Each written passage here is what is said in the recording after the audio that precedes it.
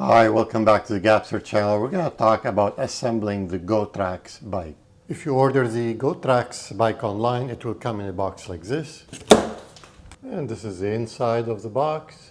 The easiest way is to slice a box on each side, and this way you don't have to pull it out. And this is how the bike looks like inside the box. It is mostly assembled, just need to put the front wheel at the front and the handlebar on top. And you'll find here a tool set. And in the tool set, we've got charger, pedals, keys, wrench, really nice one with a soft handle, little bell, and a nice manual, which is all in English. Depends on your region, you might have it in a different language. So this is a tool set. The charger is a nice 3 amp one, so it should charge fast. Some of them only come with a 2 amps, so this is good. Assembly is fairly easy, just have to put the handlebars on, screw the screw on top. So then we're going to put the front tire on.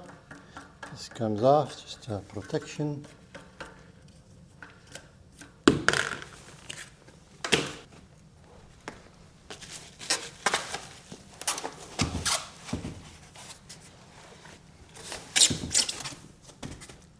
That. You can flip the bike upside down, which sometimes is not a bad idea. It gives you a little bit more control.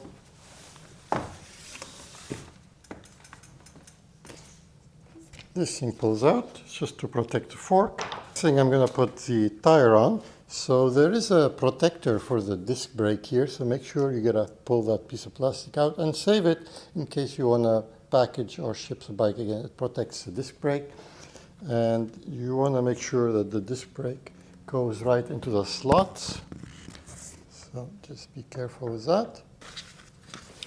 Then you got a washer on each side. The reason I like putting the bike upside down is mostly when you put the bike in, you will notice that, see, it's dragging on the brakes, and you need to be able to adjust the brakes so at the end it's not touching. It's easier to do that when the bike is upside down rather than it's in normal riding position. So now I can tweak the little adjustments here so the brakes are not actually dragging on. Then you want to use your wrench, and you wanna tighten on each side. They're in opposite ways because one is left, one is right. So this one you have to push down, this one you have to push up. I usually like to do a little bit at a time, just so it's got equal balance. And then we're going to check the brakes again.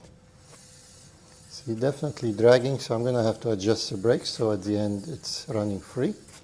Now, adjusting the brakes is very common on new bikes, not specifically for this one, so don't feel like bad, oh, the bike is not good or anything. They pretty much all do that. Just most reviewers fail to show you that little trick to adjust the bike. So what you want to do is if you're not familiar with it, just unscrew both screws, one a little bit and one a lot, and then you can basically move it a little bit left and right till you stop hearing any sound.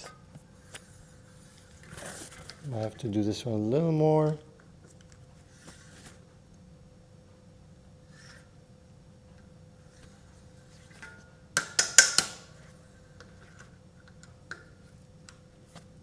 Aha, here you go. See, now I cannot hear anything. It's just dead quiet. Once you get that, now you just tighten them without trying to move too many things. Just strictly tighten them. And check again. Still good. Same, I'm going to tighten this one a little more. And again, once you're happy, now you can really tighten them.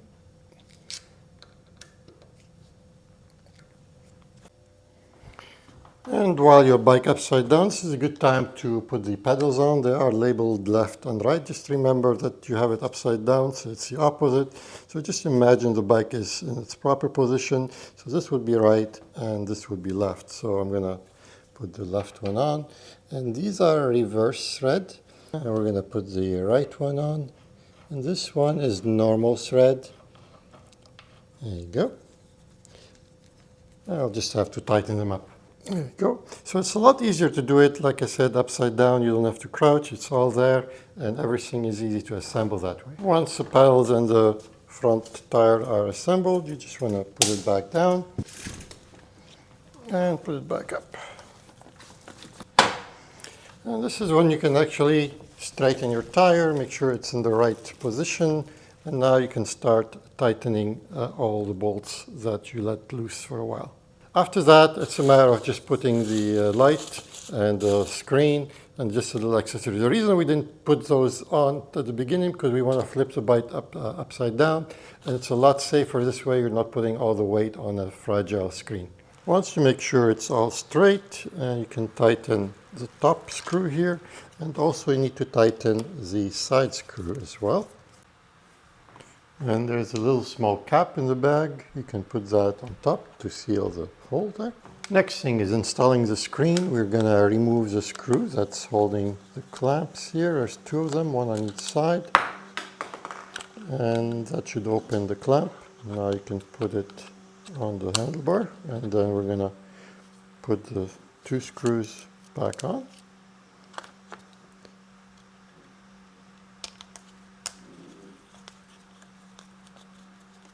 Now you can tighten the screen to the position that you'd like. You'll need to adjust the angle of the handlebar and then tighten. There's 4 screws here. So just you sit on it and see exactly how you want it to what angle you want it to be at. So then you want to sit on your bike and adjust the handlebar so you have the right angle that you prefer. And then you can tighten the 4 screws on the other side. And there's usually a couple 4 screws here. You can adjust those. Some bikes have a couple screws. And you can just tighten all of them. Next, we're going to install the light. And there's a couple brackets here for it. It goes right in between. So insert that in there, and you put the screw on the side here. And you just tighten the screw, and that should hold your light in place. I suggest you leave a little bit of play in the, keep it really tight, but a tiny bit of play in case you want to adjust the light when you're riding. Sometimes you want it to be a little bit at a certain angle. And once you're very happy with it overall, you can tighten it furthermore after that. And while you're on the handlebar, might as well install the bell. Or on the left, depends where you like. So just usually try it a little bit and see what works best for you. Then you've got the fender, just a matter of lowering those brackets, and it slides actually from the back in. Goes like this. You have to take the screw out from here first. You've done that, and then you put the screw back in here. And then you tighten the back screw here, and then there's a couple of screws on the bottom, one on each side. You gotta tighten those. Now it's all good. Just make sure there's good clearance underneath it, and it's all good. While I was assembling the bike, I had the battery charging outside, so I'm just going to put it back on and just lock it in place, and that's all good to go. As you can see, installation is not that hard. If you follow those simple steps, you can do it in about 20 minutes. If you're really fast, 10 minutes, and slow, maybe half an hour tops. So just follow these steps and it should be good to go.